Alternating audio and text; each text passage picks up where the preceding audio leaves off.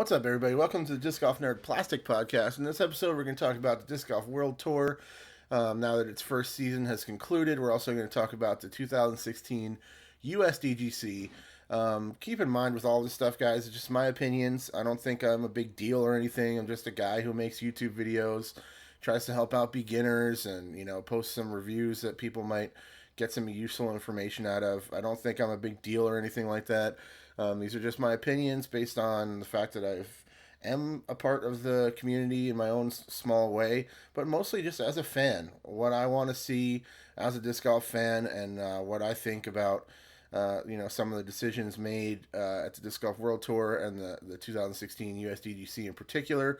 But yeah, don't think I'm like feel like I'm a big deal again. So I'm just a guy, just talking.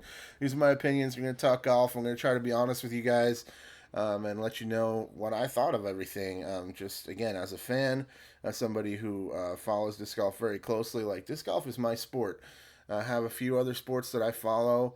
I like mixed martial arts. I like Premier League soccer, certain other things here and there. I'm not a big fan of most major American sports, but disc golf is my main sport. I follow it as someone would if they were a big NFL fan or anything like that. I think about it all the time. I try to watch as much coverage as I can for the big events. I try to keep up to date with what's happening in the world of disc golf, and I love it. And I just want it to do well, and I want our athletes to be able to be professionals and all that stuff. I don't expect anything too crazy, but yeah, I just that's the perspective I'm coming from. Try to be honest with you guys as I can. I'm definitely gonna make some points here that are not the most positive things, but just because I kind of disagreed with a lot of the things that went on. So let's get into it. Disc Golf World Tour. The first season is in the books, and it was I don't know. I definitely disagree with a lot of the things that went on with the Disc Golf World Tour.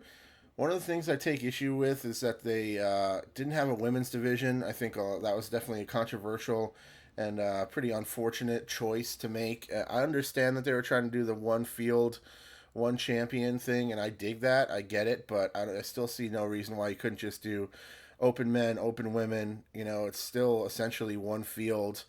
Um, so it's two fields. I mean, is it that big of a difference? You still don't have to do masters. You don't have to do any age protected divisions. You don't have to do any amateur divisions, but give the sport's top women a place to showcase their skills, compete against each other, in a much more even contest. And I think that was a big mistake. I think that left a bad taste in everybody's mouth straight off the bat when they announced this tour that there would not be a women's division. I just think that was kind of silly. It definitely upset a lot of people.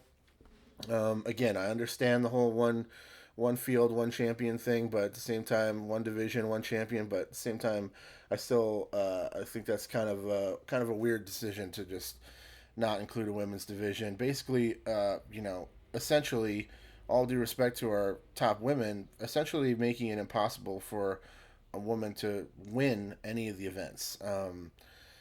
It's just how it is, and it just sucks. It's just unfortunate. So I wasn't a big fan of that straight off the bat. Another thing I find problematic with the whole Disc Golf World Tour is how aggressively branded it is towards Innova and Discmania, Disc Golf Park, and it's just like it's the Innova show. You know what I mean? Which I just think it just feels like a step backwards. I feel like it's about the sport. It's not about any one particular manufacturer.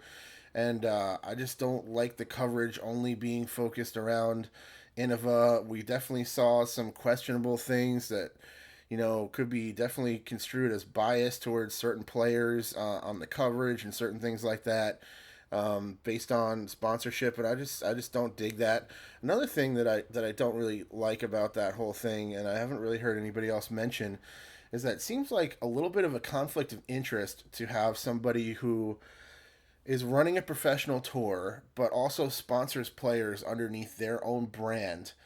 And then they're in a position where they can go and build these events, alter the courses, alter the rules that are being played, And you could make the argument that one could put themselves in that position to be able to, maybe make the course a little bit more favorable for the people on their team and their kind of playing style, maybe their strengths and weaknesses.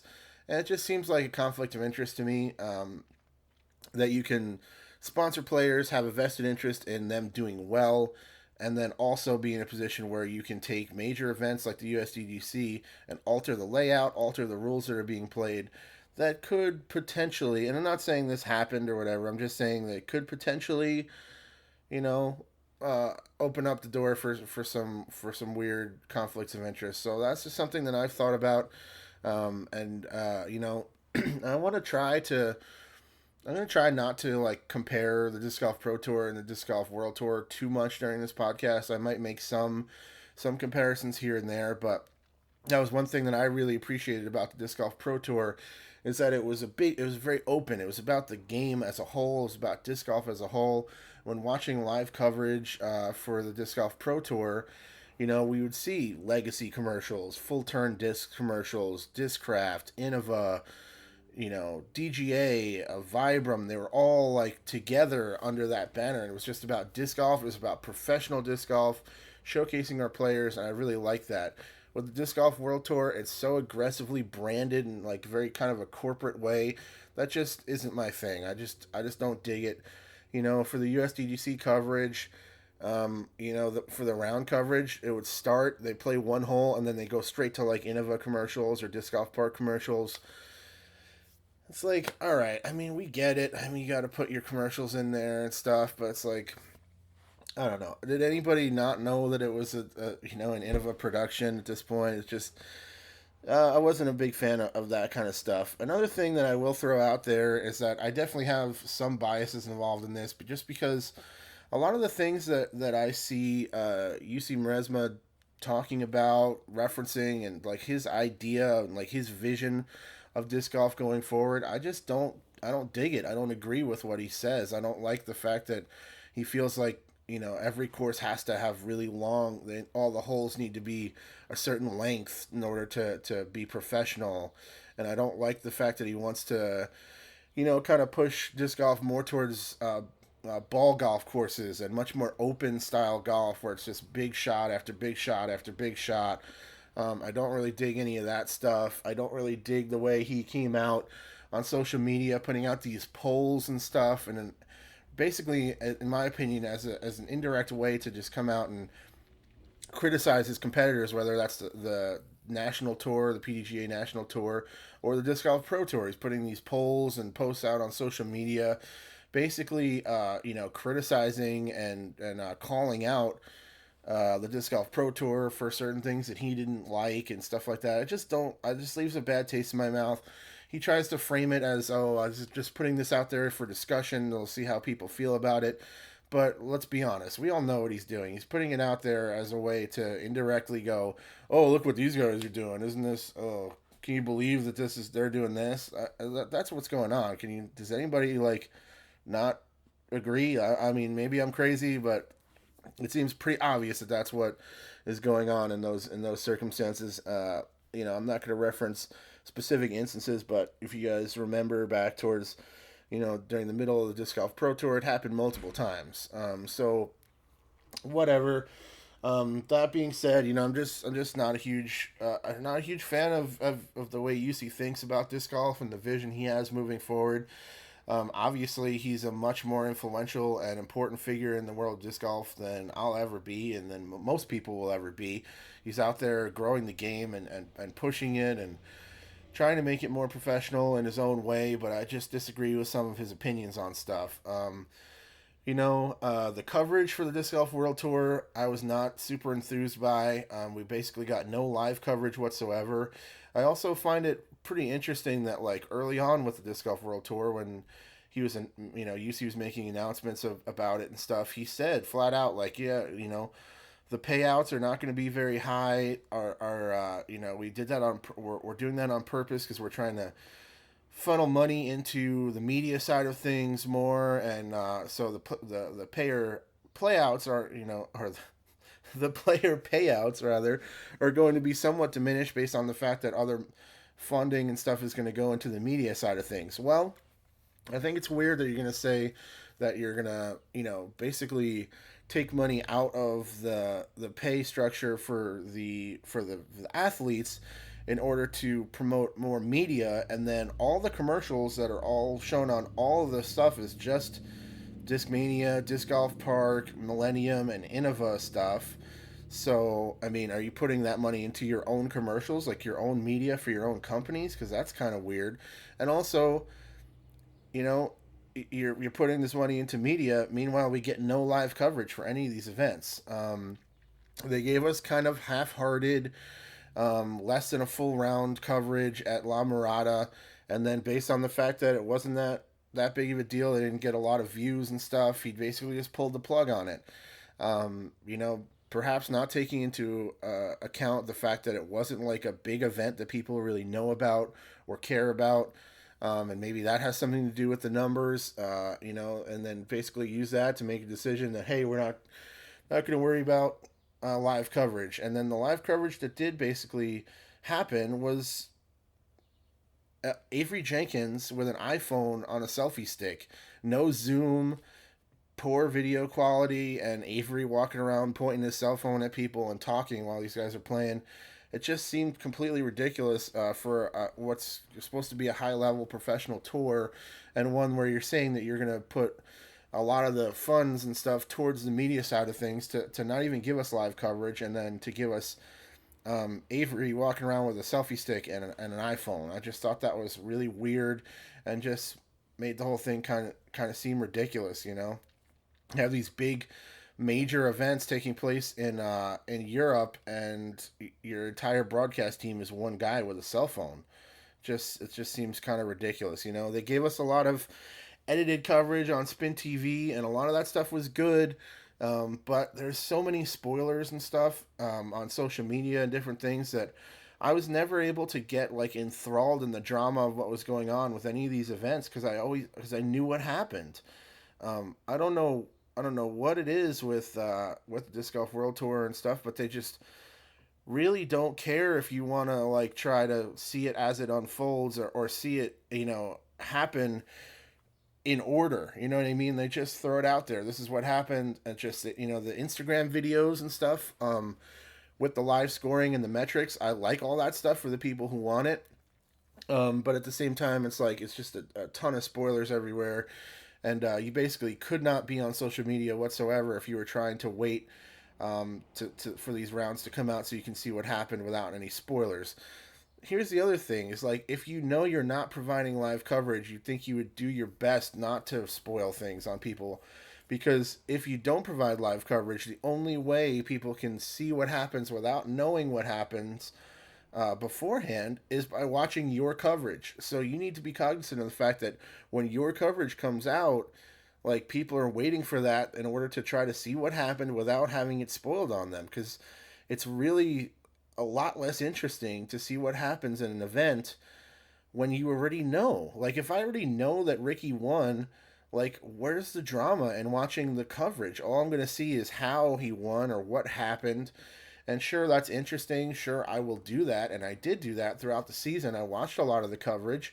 I saw the battles with Simon and Paul and KJ in Europe, and I saw all that stuff. But, when you know the outcome before you watch the coverage, it just takes so much of the interest out of it, It's just weird. It's just not what we expect with sports, you know what I mean? It takes so much of the drama and the excitement away when you don't know, when you already know, rather, exactly what happened, who won, and what went down. I don't know. It's just kind of weird, and fast forward to the USDGC. Oh wait, before we go any further, let's talk about, they did like the wrap up shows for the Disc Golf World Tour events. I did enjoy those. Just being able to like quickly see some of the highlights of what went on over the course of the day. Again, if I'm gonna have everything spoiled on me, then sure, show me some highlight stuff.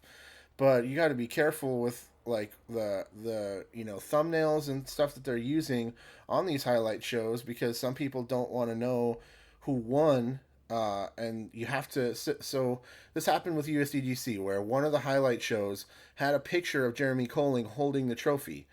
Now, if you weren't like watching on social media and you weren't watching the live scoring, you might not have known that Jeremy Colling won and he was crowned champion. You might have been waiting to see what happened. But when you go into the only way to, you can hide from social media and stuff like that, but the only way to go in and watch what happened, you have to go to YouTube and watch it. And then if there's another video right there in your subscriptions that has a thumbnail spoiling the round, then that's it. You're done. Like all the drama's toast. It's over. So you can go back and watch it at that point, but it's all over. You know what happened, and it takes all the drama and excitement out of it. And it's just really unfortunate. So fast forward to the 2016 USDGC. A lot of things happened in the build up to this that left a bad taste in the mouth of the average fan, in my opinion. And the biggest one was the lack of live coverage. Now, traditionally, the USDGC has been covered live for a long time. We've seen some really exciting stuff take place on the live broadcast at the USDGC. Smashbox did a great job last year, and capturing the action as it happened, and everybody was fully expecting that to happen again this year. And basically, the Disc Golf World Tour was just like, nope, you're not getting it. We don't care if everybody wants live coverage, you're not getting it. And then even to the point where the PDGA came out and said, hey, look, this is a major event. We want it to be live. We want our fans to be able to watch it live. We will pay to bring in Smashbox. They can cover everything. You don't even have to budget it into your media plans or anything like that. We will pay for it. They just give us the okay to have them come out, record it, and broadcast it live to the fans, and they said no. So it's basically like, okay, you're getting offered free live coverage, so you don't even have to budget it into your plan. Clearly, there's a large amount of disc golf fans that want live coverage of an event that's traditionally been covered live, and you're trying to push this like corporate agenda of your media plan, completely ignoring the fact that media is worthless without the fans. Who cares what your media plan is if you have a huge number of disc golf fans, diehard disc golf fans that want to see it live? What is your media plan if not, what's the good of it if it's not taking into account the feelings and the what the people want who want to watch these events? There was a huge backlash for it, and it's unfortunate because like Jamie Thomas and I'm sure Jomez got a lot of flack for it when it's not their decision to be the only option for coverage. But when they're posting these videos, there's so many comments like, I wish we were watching this live. Why no live coverage? Some people just were like confused and like, where is the live coverage? I can't find it. Not even realizing that it just wasn't there. Like there just was no live coverage. So for the fact that the PDGA basically offered to pay to bring in the best live coverage team we have in disc golf, Terry and Johnny have their issues. It's not like they have a huge number of resources to make sure everything's perfect all the time, but we do know that they're going to try their best. They're going to be transparent, and that they've brought us so much great live golf all season long. With the Disc Golf Pro Tour and other big events with Worlds, so much beautiful live coverage, keeping us enthralled in everything as it's happening at these events, and it's just been great all season. So then to be like, here's our biggest event of the season. We have these guys that are building momentum with their broadcasts all year. We can culminate on this. We can have live coverage. It's free. You don't have to pay for it. All you have to do is say yes, and they say no. I just think that's just crazy to me. And I know it left a bad taste in my mouth, and it makes me a lot more critical of the coverage that they do provide us. So let's get into that. If you were saying you either watch Spin TV and our coverage that we put together, or you watch nothing, then I'm going to be a lot more, kind of honest and brutal about the way that the whole coverage went down. It just wasn't what I would have hoped it would have been. It just, again, it's all Innova focus, like commercials and all that stuff, which, I mean, with edited coverage, to have commercials straight in the middle of it was weird to me in the first place. I mean, maybe intro it with a commercial, but to have commercials in the middle of golf on an edited round coverage video, I thought was kind of weird. Um, I personally am not a big fan of the commentary. I just don't feel like I need it most of the time, unless it's somebody who is out. Like they had Eagle McMahon. He was providing some interesting insight because he played the round. Sure, that's cool, but I just don't need it. I would much rather have more of the sound from the course, the players chatter and the birds and the wind and the sound of the chains and the gallery and all that stuff. That's the stuff I want to hear. I don't really need to hear two guys sitting in front of a laptop talking while I'm watching disc golf. A lot of the times they're basically just saying what we're watching. I don't need you to tell me that they're throwing a hyzer with an overstable disc because I saw them do it. I don't need you to say that. I can just watch it and see what happens. And of course, they provide some insight that's not readily available just watching the coverage. But I just personally don't need it. This is a personal opinion. And it's almost irrelevant because everybody has their own style of what they think they want to see when it comes to coverage for these events as a fan, as somebody who's following this as a disc golf fan. That being said, if you're gonna say, look, you either watch this video that you either watch Spin TV with Jomez doing the filming, or you watch absolutely nothing. Again, I have no choice. So it just forces me to take in this, whether it's my style or how I want to see it or not. It makes no difference at that point.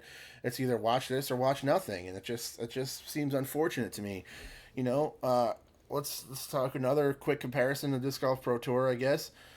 They brought in Smashbox for live coverage for all the events, plus Marty McGee. Now, some people don't like the fact that Marty doesn't have commentary, and again, it goes back to it being a personal opinion thing. But I thought that was a really great thing because you can watch the live coverage after the fact, and sure, you might have to fast forward a little bit here and there because it's a long, they're long rounds, but there's coverage. There's commentary. There's all kinds of different stuff. There's interviews going on. If you want all that, go for it. And the cool thing about that is the commentary is coming from somebody who's on the course right then as these things are happening. It's not two guys sitting in front of a laptop watching what happened and talking about it. I just don't see the need for that. I'd much rather be able to hear more of what's going on the course. So that kind of was whatever. And then also the first round, they were showing a lot of shots from the catch cam. So I personally, again, my opinion, my preference as it pertains to disc golf coverage and footage on YouTube and wherever else, I would much rather have, whenever possible, have the camera behind the tee pad, showing the way it looks from the tee. Even if we lose sight of the disc partway down the fairway, I don't care. I would still rather see it from that perspective, from the tee pad. I'd rather hear the players reacting to the shots, and I would rather see it from that perspective because that's the perspective you see it as when you're spectating disc golf. A lot of the times you can stand behind the tee, and also when you're playing disc golf. When I'm playing around, I'm watching everybody throw from the tee pad, obviously, and that's the preferred angle that I would like to see. Whenever possible. Now, if you have a two camera coverage, it's great. You show it from behind the tee pad. You see it as it looks from the tee, as though you're on the card playing with them. And then if you lose it around a corner, then you switch over to the catch cam and you see it finish. But to just go from the catch cam, zoomed way in on the player, and then you zoom out as this gets closer to the camera, I feel like that doesn't show a perspective of the distance. It doesn't show a perspective of the flight overall. I don't get it. They did that for a lot of the first round, and there could have been an issue with the second cam footage or something like that. I don't really know, or the first cam or whatever it was. But I just thought that was kind of unfortunate. I don't get a very good perspective on the flights overall from that angle, and it's just not my preferred style. So it just really left a bad taste in my mouth that they're basically like, we don't care if everybody wants live coverage, we don't care. They gave, and some people were saying, oh, PDGA needs to step up and help them out with this. Well, they did. They flat out offered to pay for it. And and Disc Golf Pro Tour said, we don't care if you want it, we don't care if we can get it for free, it's not in our plans, it's not going to be the Innova show, and that's it, done. So it's just like, come on, man, just really unfortunate. Maybe that was due to the fact that if when you watch Smashbox again, like I said earlier, you see legacy commercials, Discraft, Innova, DGAC, all that stuff. Where if to be the Innova show and have live coverage, what are you gonna do? You're gonna show us a disc golf park commercial and Discmania, Innova, Millennium, and Dude Clothing. You're just gonna and Grip Equipment. You're just gonna show us those 5 companies over and over and over again for a 4-hour broadcast, or a 3.5-hour broadcast. I don't think anybody would be super stoked on that either.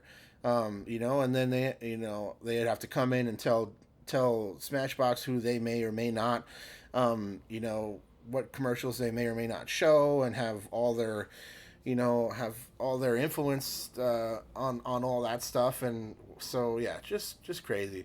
So let's talk about the golf a little bit. Eagle Mcmahon came out, played really hot for the first 2 rounds. He was leading the tournament. He was crushing it, and just got into some trouble on the 3rd round. I forget the number, but I think it's 13 or whatever. It's a famous hole, and he got into a lot of trouble on it. Took a 10.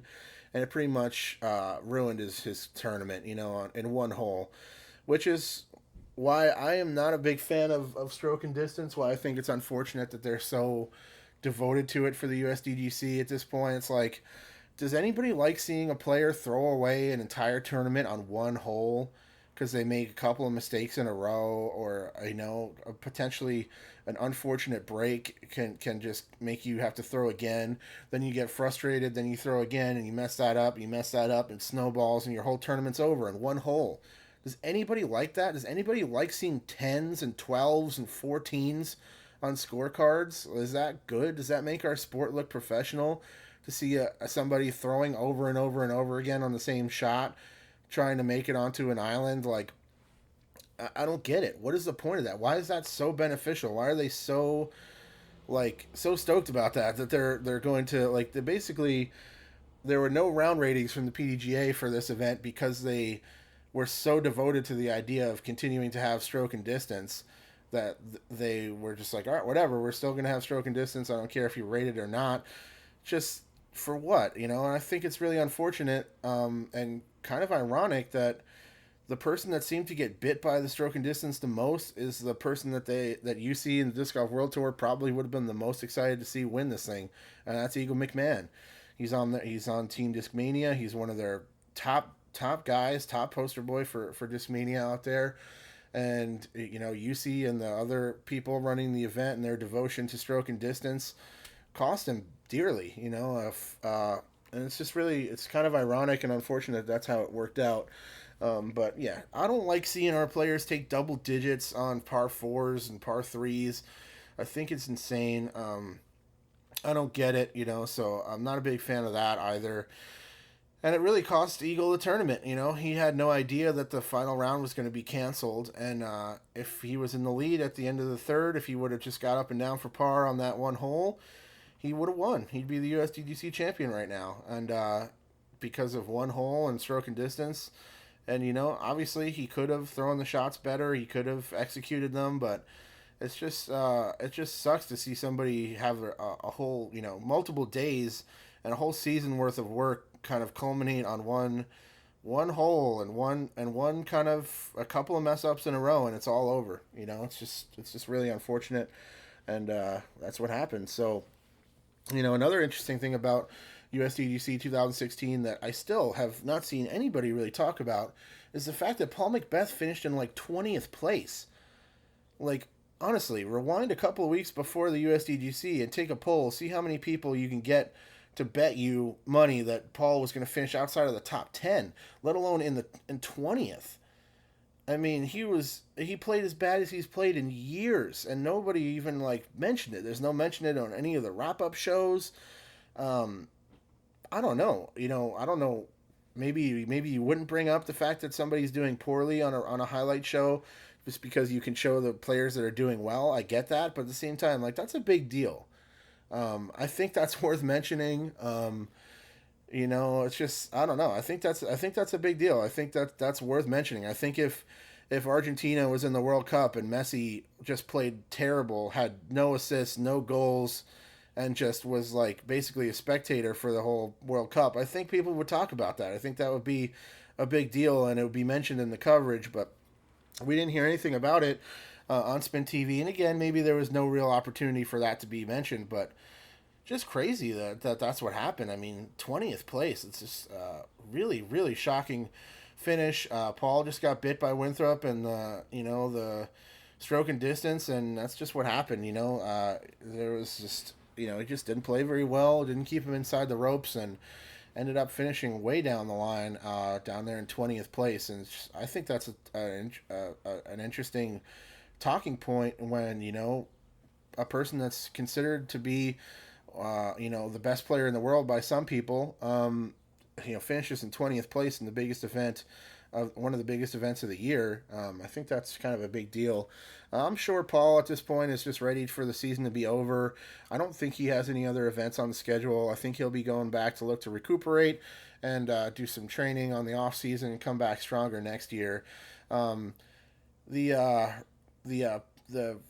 tour championship was the USDGC, so I think that means that Big Germ is also like the World Tour, champion or whatever, in the same way that Paul is the Disc Golf Pro Tour champion by winning that one event. But the winner of the overall for both of those events and the National Tour and the World Champion, clearly the best player in the world. I mean, there's no argument whatsoever. Ricky Wysocki, overall best player at the National Tour, World Tour, Pro Tour, and the current World Champion. He was right there in the hunt. He was only 5 strokes away going into the last round of the USDGC. Nobody would have been surprised at all to see Ricky come out and shred it on that last day and win the USDGC. It kind of sucks that the rug got pulled out, but I 100% feel that they made the right decision canceling the round. There was just no way that it could have been postponed. Basically, for anybody who doesn't know what happened, the hurricane rolled in. Weather got really rough for that final day, and there was just nothing they could do.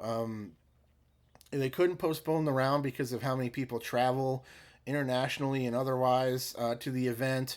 There was also no way to get more time at hotels and stuff like that, with other people being evacuated from the coastlines and some of the southern areas like Florida and down there. People were evacuating out of there, moving up the coast and inland a little bit towards areas like South Carolina, just to get out of the bulk of the storm and stay safe. So there's no way you're going to be able to get all these different people to have new accommodations, and with so many people displaced by the storm as it was, then to have the players just go out and let's just go play it. That's not a smart decision. Tree limbs falling down is a very major concern. With galleries and players out there, one tree limb could come down and take out multiple people in a bad scenario. So I think they made the right decision, and it's just kind of unfortunate that that's how it went down. Jeremy Colling played solid all 3 rounds, just kept it inside the ropes, hit putts when he needed to, and just threw some really, really clutch shots to keep himself in the lead there. Kind of benefited obviously from Eagles blow up on 13 on 888, and I think it's 13. Maybe I'm crazy, but he benefited from that, from some mistakes that Eagle made on that 3rd round, and he won. I know Nico Castro was only a few strokes away. He was gutted that the rug got pulled out. I never heard anything from Ricky and his opinion on the decision to cancel.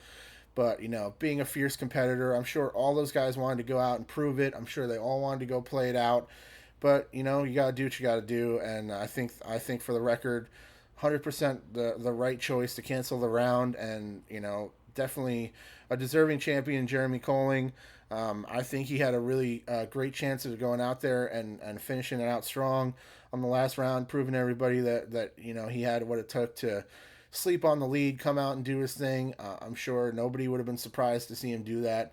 And he was leading when the event got called, and that's it. He's the champion. Congratulations to Jeremy Colling. I never heard a bad word said about the guy. He seems to be a friend to everybody out there on tour.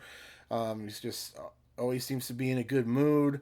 He's a very friendly guy. He's lucky as hell. If you're on the card with him, you might just splash in an ace and end up on Sports Center because he's been there present for so many of these amazing shots. So he's definitely a good luck charm.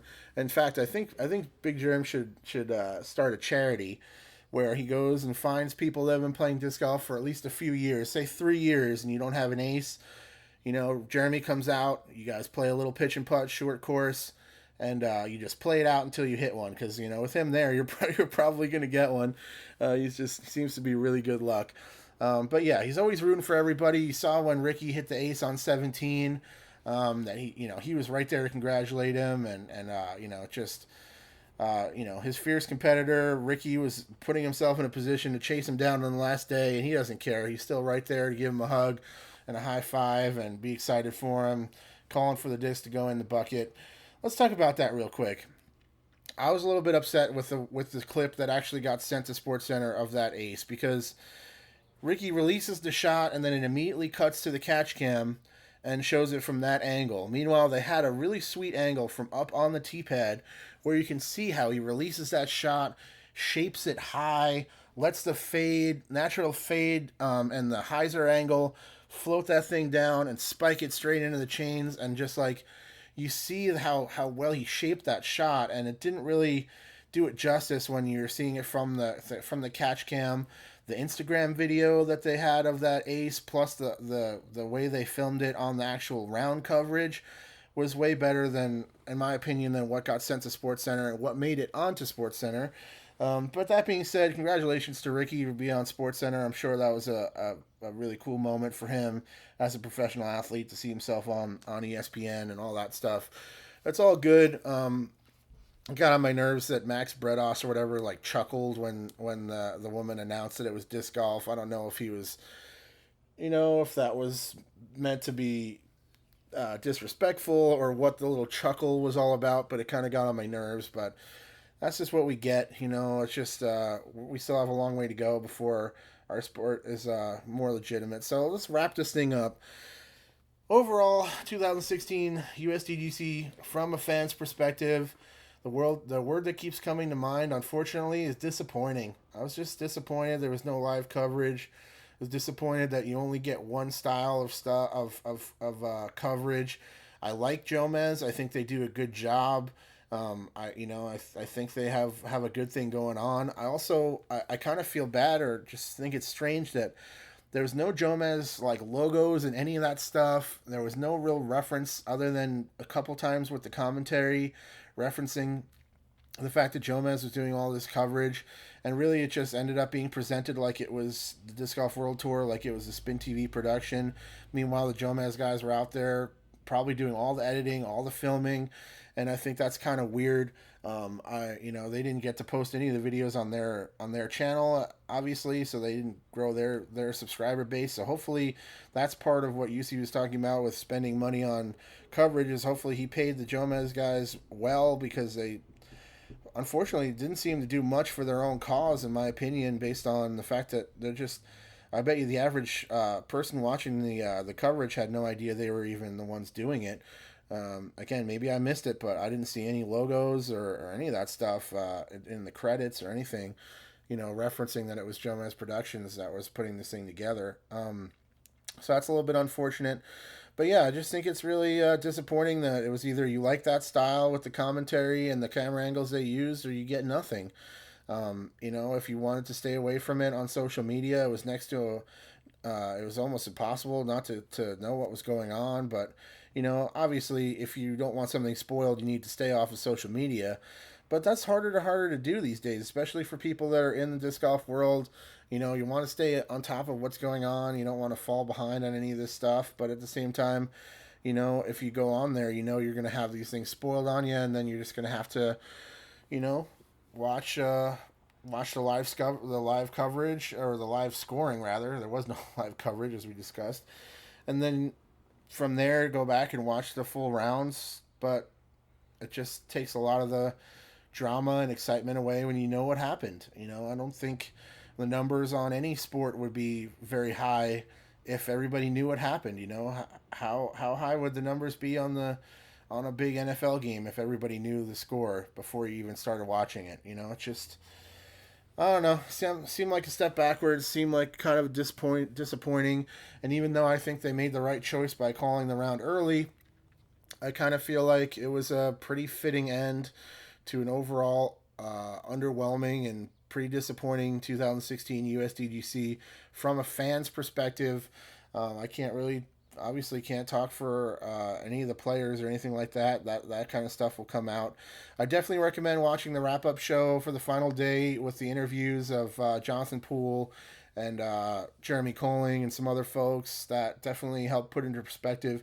Because when I woke up on Saturday morning and found out the round was canceled, I was pretty upset. I was really disappointed. I was like, what? Like, what happened? Like, it's over? Like, that's it? There's no... Oh, it's just... really unfortunate. But again, I think they made the right choice. But it helps put it into perspective when you watch that final round kind of wrap-up show with interviews and stuff like that. And then also, if you're interested, definitely recommend check out Smashbox recent episode with Jeremy Colling right after the USDGC finished. All good stuff. So let's hope that next year, bigger and better things to come with the 2017 USDGC. Hopefully it'll be a lot more...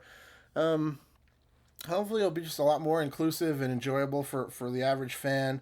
And, what do you guys think about all this? Let me know what you thought about the USDGC in the comments below. Let me know what you thought about the Disc Golf World Tour. Am I just being an ass here and, just kind of being negative about it because I don't agree with a lot of the stuff that UC does and says? Like, that's, again, I completely admit that could be the case. So let me know what you guys think of everything and how it all went down in the comments below. Thanks very much for listening. It's a long episode. I will check you guys later. All right, bye.